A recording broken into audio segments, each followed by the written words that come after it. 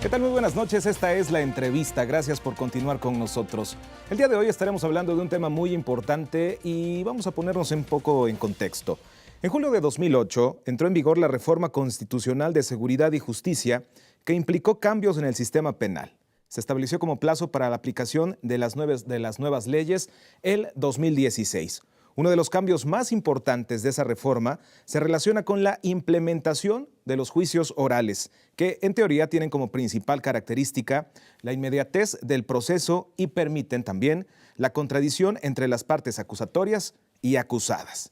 De esto, de cómo va Veracruz precisamente en esto que le estamos platicando, se encuentra con nosotros el doctor Manlio Fabio Casarín León, investigador del Instituto de Investigaciones Jurídicas y catedrático de la Universidad Veracruzana, a quien le agradecemos que esté con nosotros esta noche en la entrevista. Bienvenido, Muchísimas doctor. Gracias, Ángel. Gracias por la invitación. Y bueno, pues ¿cómo va Veracruz, no? Para abrir la plática, ¿cómo vamos? ¿Cómo vamos en este proceso? Bueno, sin duda, debo decirte que hay una gran cantidad de retos y desafíos de este modelo estructural mediante el cual cambia la justicia penal en nuestro país. Un poquito haciendo una referencia a lo que mencionabas en el antecedente, bueno, finalmente una de las finalidades que perseguía en un momento dado este modelo, pues era terminar con una serie de vicios que de manera recurrente se venían acumulando en nuestro país y que implicó, entre otras cosas, pues el tema de darle celeridad a los juicios, de reconocer derechos que anteriormente no se le otorgaban de manera directa a ciertos sujetos del proceso, como es el caso de las víctimas, redimensionar en este caso el papel del juez, en este caso como actor fundamental de todos los juicios penales. Y bueno, esta serie de situaciones fueron las que inspiraron en un momento dado esta reforma, también coloquialmente llamada de los juicios orales, ¿no? Así es. A partir de esto empiezan a establecerse una serie de mecanismos de implementación que, como ya se mencionó, generaron en la vacatio legis 8 años que se cumplieron en julio del año pasado, en donde se debía tener en este caso la operación al 100%, no solamente en cuanto a la vigencia de las normas, sino también en cuanto a la operatividad, vamos a llamarlo así, de este modelo de justicia. Y que bueno, si bien es cierto que se llegó en un momento dado a cumplir, al menos formalmente, con la vigencia de las normas y algunos mínimos, como es el caso de Veracruz, relacionados con la infraestructura y la capacitación de los operadores jurídicos, sin duda es un momento importante para hacer un alto y empezar a reflexionar en torno a los grandes pendientes, ¿no? Doctor, para que un sistema de justicia penal se considere eficiente, los jueces deben dictar sentencias condenatorias a aquellas personas que han cometido un delito y sentencias absolutorias, pues también a los que son inocentes, ¿no? Esto podría parecer una simpleza, sin embargo no lo es, doctor. No. ¿Cuáles son las razones para la implementación del nuevo sistema de justicia penal? Bueno, esencialmente lo que tendríamos que poner sobre la mesa es que en este nuevo modelo de justicia penal se trata de darle un, vamos a llamarlo así, robustecimiento al elemento de los derechos humanos. Los derechos humanos no solamente del imputado, no en este caso, el presunto responsable, sino también de la víctima del delito. Y bajo esta circunstancia, a mí me parece que juega un rol fundamental, no solamente el tema de la implementación, como ya hemos mencionado, sino eso que has mencionado certeramente, que es la percepción social o el elemento de credibilidad que la sociedad puede o no tener con relación a este tipo de modelos. Y lo comento porque en este caso tal parece que en estos primeros años de vigencia de los denominados juicios orales hay una percepción en la sociedad en donde la balanza puede llegar a ser inclinada a partir de cierto tipo de privilegios, vamos a llamarlo así, en favor de personas que han sido presumiblemente actores o que han cometido, en este caso, delitos, y que por virtud de alguna serie de interpretaciones, a mi juicio muchas de ellas con bastantes cuestionamientos, ¿no? Se llega a decir que por virtud de respeto a eso que se denomina el debido proceso, personas que incluso se les ha probado o llegan a ser en un momento dado con altas probabilidades de haber cometido un ilícito, finalmente o quedan en libertad o finalmente no, vamos a llamarlo así, se les impone la sanción que marca la normatividad aplicable. Y esto es un tema importante porque aquí juega un papel crucial no solamente el tema de los otros derechos humanos de la víctima, sino también el interés general de la sociedad, que por supuesto a partir de estos modelos pues intenta terminar con una serie de vicios que conocemos perfectamente bien, entre ellos la impunidad, que es un gran tema pendiente en nuestro país, y por supuesto el fortalecimiento del Estado de Derecho. Se cuestiona mucho el tema de que se privilegien los derechos humanos de las personas que han cometido un delito. Creo que es uno de los puntos más cuestionados. El Sistema Nacional de Impartición de Justicia desafortunadamente está infectado por la corrupción. ¿Tiene usted datos duros sobre los casos de injusticia, es decir, de personas que están en estos momentos purgando una condena por crímenes que no han cometido? ¿Cómo estamos a nivel nacional y a nivel estatal? Bueno, yo creo que el fenómeno lo podemos ver en ambos extremos, ¿no? En una primera parte es de todos conocidos el índice alarmante, o vamos a llamarlo así, escandaloso, de impunidad, que ha sido medido tanto por instituciones oficiales como por instituciones, en este caso, privadas. Y aquí, por supuesto, ustedes lo saben, sobrepasamos el 90% de situaciones de impunidad, en donde con ello, bueno, pues aproximadamente 8 o 10% serán las conductas que realmente se lleguen a ser castigadas. Muy alta la cifra, ¿no? Demasiado alta, escandalosa, diría yo, pero también hay que atender a las patologías. Y una de las patologías tiene que ver con esto que yo siempre he llamado los 3 grandes desafíos del nuevo modelo de justicia penal. El desafío normativo, el desafío de la operatividad y el desafío cultural que también estos modelos pues, pueden llegar a tener. Y fíjate nada más un dato, en el desafío normativo. El día de hoy se da un paso trascendente, pues no solamente expidiendo una serie de leyes, ¿no? Incluso algunas ya recientemente promulgadas y publicadas, ¿no? Que iniciaron vigencia, sino que incluso hay una consecuencia importante en la estructura del Estado mexicano. Un ejemplo, cuando se expide un Código Nacional de Procedimientos Penales. Se federaliza el procedimiento, en este caso penal, pero se dejan intactos las 33 legislaciones sustantivas penales. Entonces, ¿qué quiere decir? Que en el federalismo mexicano tenemos una legislación adjetiva que rige en todo el país, pero tenemos 33 legislaciones que pueden variar y de hecho varían en función de sus contenidos, etcétera, en el ámbito sustantivo penal. Y esta es una gran falla, lo explico de una manera muy clara. Imagínate tú, por ejemplo, que uno de los delitos que más agravia a la sociedad, como es el de violación, se pueda castigar de una manera extremadamente inferior o mayor en Veracruz y en otra serie de estados como por ejemplo Baja California u otro más del sureste. Es decir, ¿varían las penas dependiendo de las entidades? Varían los tipos penales, es decir, el tipo de delitos que son incorporados al código y por supuesto la penalidad asignada a ellos.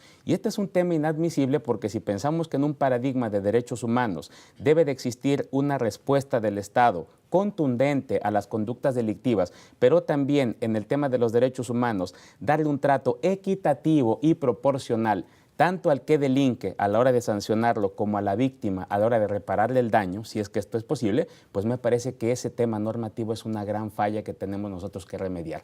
Por eso algunas voces han llegado a insistir en la necesidad, en esta segunda generación de reformas que es necesario implementar en los juicios orales, de unificar la legislación sustantiva penal. ¿Cuáles son las características y aspectos esenciales de este nuevo sistema de justicia penal, doctor? Bueno, hay principios esenciales que se consagraron en la Constitución que intentaban resolver problemas del modelo anterior. Uno de ellos que es esencial es el principio de publicidad. Es decir, que las personas tengan la oportunidad de poder incorporarse a una sala de audiencias, ¿no? Claro, hay excepciones que la propia ley marca por su propia naturaleza, pero básicamente las personas pueden ser testigas de cómo las partes, los operadores jurídicos, desarrollan en sus etapas el juicio penal. Otro de los principios es el de concentración. Es decir, tratar de aglutinar, en este caso, la mayor cantidad de actos procesales en momentos específicos, como serían las audiencias, que, bueno, hay audiencias diversas, la audiencia inicial, la audiencia de juicio, etcétera, pero que finalmente tratan de generar no solamente la simplificación de los procesos, sino también el tema de que se puedan, en este caso, generar condiciones para juicios más rápidos, que puedan, en este caso, terminar pronto y que se puedan desaguar de mejor manera, así como principios como el de inmediación. Fíjate nada más lo importante de este principio, que el juzgador, la persona central en el proceso, pueda tener la posibilidad de tener, en este caso, y desahogar todos los temas vinculados a las pruebas, es decir, que ante su presencia se puedan desahogar el material probatorio, se puedan en un momento dado externar los alegatos, el argumento, el contraargumento, la defensa, etcétera, y que él mismo pueda palpar de manera personal, de manera directa, cuáles vienen siendo los puntos contradictorios, no solamente de quien acusa, sino también, por supuesto, de quién es el presunto responsable. Entonces son principios, obviamente hay otros, el principio de continuidad, etcétera, pero que lo que intentan es tratar de erradicar una serie de vicios del modelo anterior, de corte inquisitivo esencialmente, por un modelo, en este caso, de corte acusatorio adversarial, que, repito, todavía en este momento pues enfrenta grandes desafíos. ¿Cuáles son estos balances y esta perspectiva del nuevo sistema de justicia penal a 8 años de su implementación, igual, a nivel federal, es decir, en el país y sobre todo aquí en la entidad? Bueno, ya decía yo, uno de los principales elementos que en este momento es necesario replantear es el tema de la armonización normativa, no solamente, decíamos, por cuanto hace a estas situaciones o aspectos sustantivos, sino también por cuanto hace a la adecuada materialización de la normatividad o legislación en el respeto, en la garantía de los derechos humanos consagrados constitucionalmente. ¿Y por qué hablo de una necesidad de segunda generación de reformas? Porque hablemos que también este es un tema cronológico. Si recordamos, el nuevo modelo de justicia penal se incorpora en el año 2008, en junio, pero aparte, en el año 2011 hay una gran reforma en junio en materia de derechos humanos. ¿Qué quiere decir esto? Que es necesario, en este caso, adaptar este modelo de justicia y ahora estas nuevas exigencias de los derechos humanos, no solamente a partir de lo que ya se había venido consagrando, sino en los ajustes que necesariamente se tienen que hacer para que los operadores jurídicos puedan funcionar adecuadamente. Hablo de las fiscalías, hablo de los jueces, obviamente, y también una parte que generalmente se deja de lado, no se tiene de alguna forma en el discurso pues mucha importancia, pero me parece que es determinante, es el tema de la ejecución de la sanción penal. Es decir, cuál es el asunto de todo el sistema penitenciario en nuestro país, sobre todo, fíjate bien, a partir de esta exigencia estricta, clara, expresa de la Constitución cuando habla de la reinserción social. ¿Es posible la reinserción social a partir de todo el esquema que ha sido implementado por el Estado mexicano o es un aspecto que finalmente estará ahí como orientador, pero que de ninguna manera bajo estas circunstancias puede en un momento dado llegar a materializarse? Es un gran reto que tenemos. Está rebasado el sistema penitenciario en la República Mexicana. Hemos visto casos en Nuevo León y en otras entidades de la República Mexicana de amotinamiento. ¿Qué se puede hacer partiendo también de este nuevo sistema de justicia? Una de las principales cosas que de alguna forma se tuvieron que haber previsto, y esto no solamente en el ámbito penal, sino hablo de cualquier reforma de ese calado, es el tema de los diagnósticos, el tema de este tipo de elementos previos para ver en un momento dado la intensidad de la implementación. Y un aspecto importante es ese que mencionas. Hay una enorme cantidad de problemas vinculados al régimen penitenciario, no solamente el tema de la saturación de las cárceles, sino ante todo estos elementos que ya están mandatados en la propia Constitución de la garantía de los derechos humanos cuando una persona que incluso no ha sido sentenciada por una resolución firme, se encuentra privada de su libertad, obviamente sufriendo cualquier cantidad ahí de vejaciones, hacinamientos, etcétera, lo cual conculca directamente los derechos humanos. El nuevo sistema de justicia tiene esa pretensión, tratar de despresudizar el tema de las cárceles a partir de medidas alternas a la prisión preventiva, etcétera, pero empezamos de nueva cuenta a observar alguna serie de contradicciones. Una de ellas en la armonización normativa es que, por ejemplo, el Código Nacional de Procedimientos Penales contempla, creo que como nunca, una enorme cantidad de hipótesis en donde, en este caso, se deberá aplicar o se puede aplicar la prisión preventiva, incluso con este enfrentamiento o colapso con un principio y derecho constitucional que es la presunción de inocencia. Usted, doctor, hablaba hace unos momentos de que en el 2011 hubo una reforma luego de que se puso en marcha el sistema de justicia penal en el 2008. ¿Requiere este nuevo sistema de justicia penal una segunda generación de reformas constitucionales y legales? Por supuesto. Yo creo que aquí hay varios ámbitos que ya han sido suficientemente diagnosticados, en donde es necesario, en este sentido, tratar de depurar, vamos a llamarlo así, o pulir el elemento.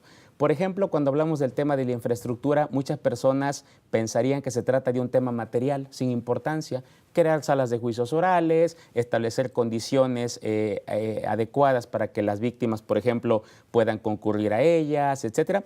Yo creo que más que un tema de infraestructura es un tema de garantizar adecuadamente los derechos, porque finalmente si nosotros no tenemos un entorno, un contexto adecuado para que esto pueda materializarse, pues entonces vamos a seguir rondando por temas o aspectos que se reconducen a una especie de cambios o de acciones cosméticas que de ninguna manera llegan al fondo del asunto. Y lo grave del caso, esto sí lo quiero enfatizar en este momento, es que el tema de la impunidad, que no ha sido lamentablemente erradicado, va permeando en la sociedad de tal suerte que se empiezan a ver una serie de aspectos que tú conoces allá afuera, básicamente vinculados a temas como la justicia por propia mano y obviamente pues el descrédito y falta de credibilidad en las instituciones, ¿no? Muy bien, doctor. Le quiero agradecer, Manlio Fabio Casarín León, investigador del Instituto de Investigaciones Jurídicas y catedrático de la Universidad Veracruzana, que esté esta noche platicando con nosotros con tanta claridad y precisión de este tema que es de suma relevancia. Muchísimas gracias por estar con nosotros en la entrevista. Gracias por invitarnos. Hacemos una pausa promocional, es breve, regresamos, quédese con nosotros, hay más noticias.